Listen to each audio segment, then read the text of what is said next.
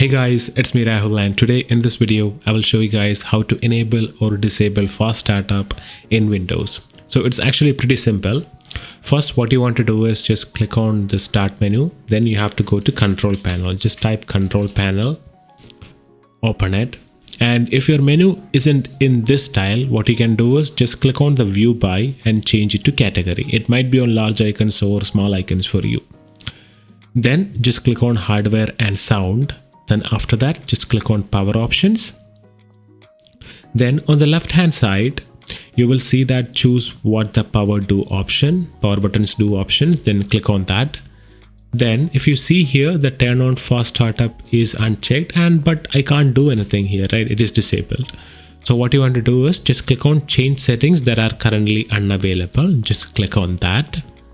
Then just check turn on fast startup recommended. Then click on save changes. So if you want to disable it, just uncheck, then click on save changes.